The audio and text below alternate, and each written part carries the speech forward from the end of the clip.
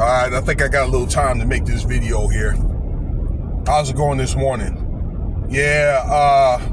So I'm back on track now. Again, I had to go to Philly for a burial, and now I'm back on track with doing these videos here, alright? Because I just think that from the people I'm gonna talk about, mainly gonna be Shannon Sharp and Diddy for the next day or two, that I think this is something that everybody,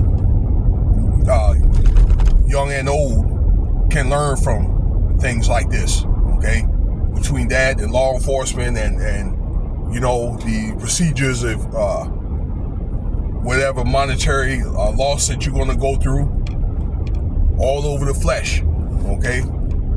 So, as they say, the wages of sin in the Bible is death, okay? So, this is the thing that where many men fell, all right? King David, King Solomon fell all over the flesh. Now, we're going to talk about here Diddy, Sean Combs. As you know, or you should know by now, definitely, that he's got a slew of charges against him.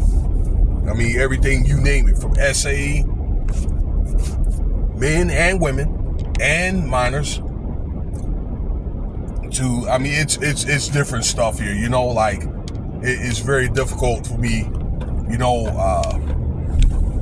kidnapping, you know, forcible, doing stuff that he's doing for his own personal pleasure, that he was getting people to do for him, bottles that are, you know, spiked, all right, with different substances, weapons that had serial numbers, all right, but mainly the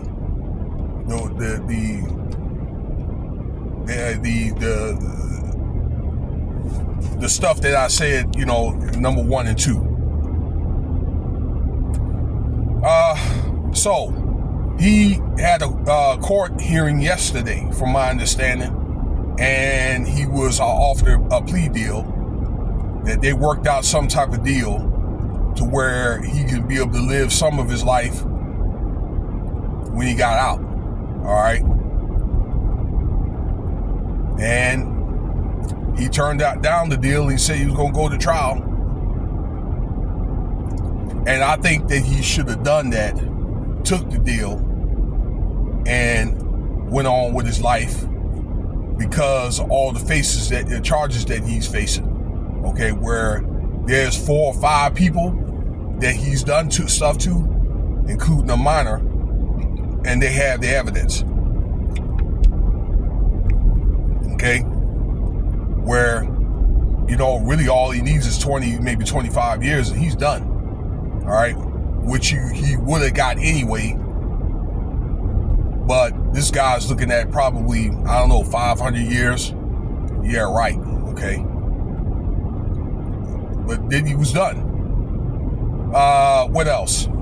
There was going to be some other evidence that came out with this beating of Cassie.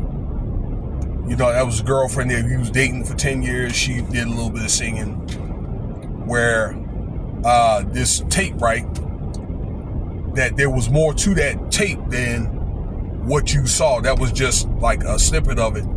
That this was, this freak off, right, was something that went on for 2 days. And this woman was beaten up during the freak off. It's like they beat and kicked this woman all around, you know, in that place.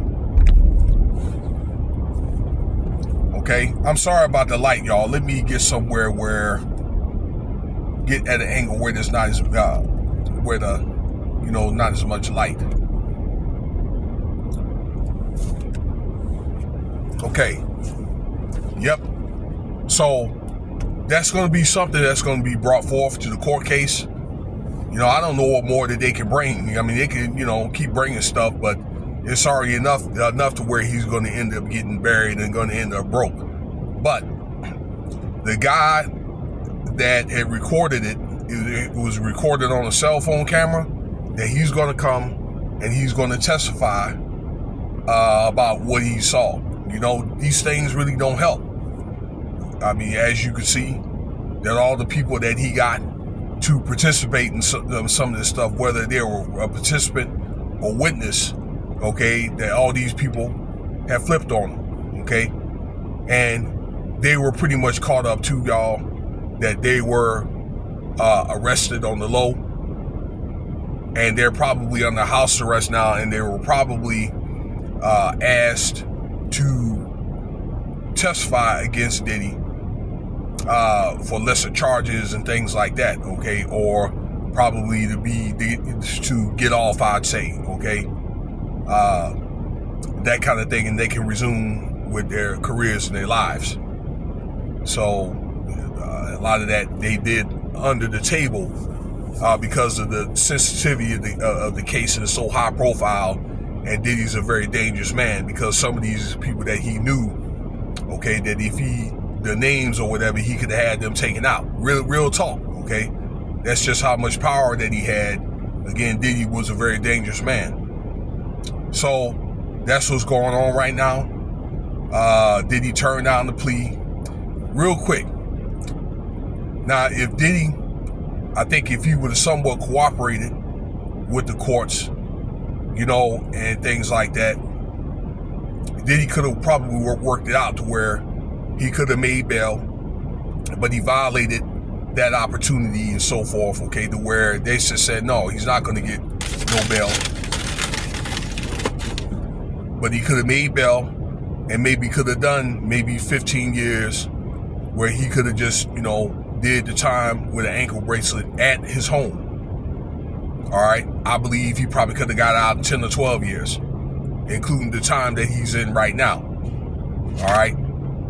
But this goes to show that Diddy's he's very insubordinate, very bold and arrogant and brazen.